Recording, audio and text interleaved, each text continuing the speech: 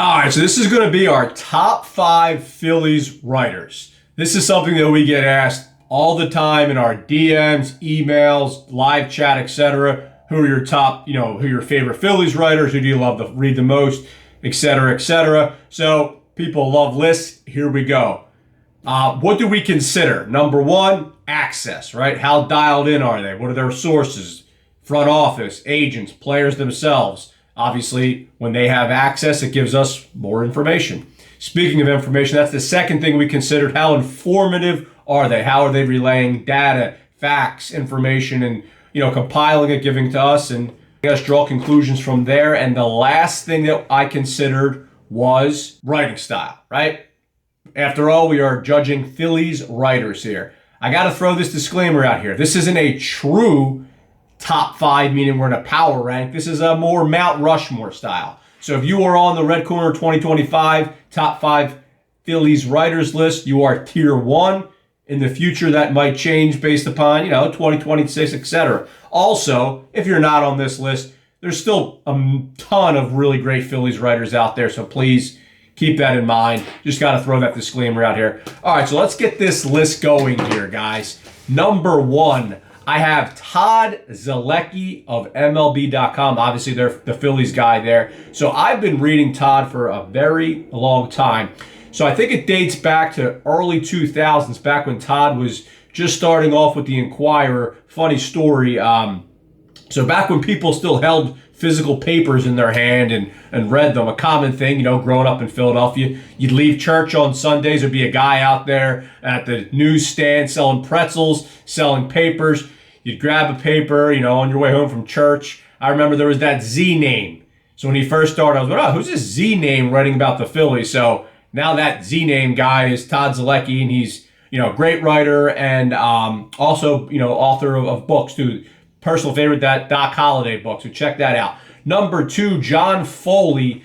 So John is a more, not traditional type journalist, although I know he has been a part of some local media outlets. I know him from Substack and Twitter as well. By the way, I'm going to drop everybody's Twitter handle here just so people can check them out. John's awesome writer, really funny, puts a lot of time into his work, you can see. So, and a more independent guy, so go check out John Foley. He is awesome. Number three, Matt Gelb of The Athletic.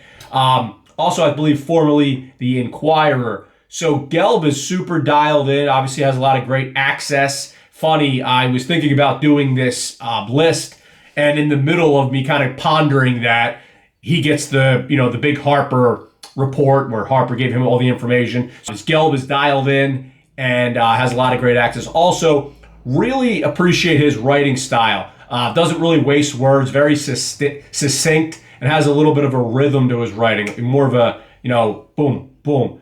Really appreciate Gelb's writing style. Number four, we have Scott Lauber of The Inquirer. Scott is a workhorse.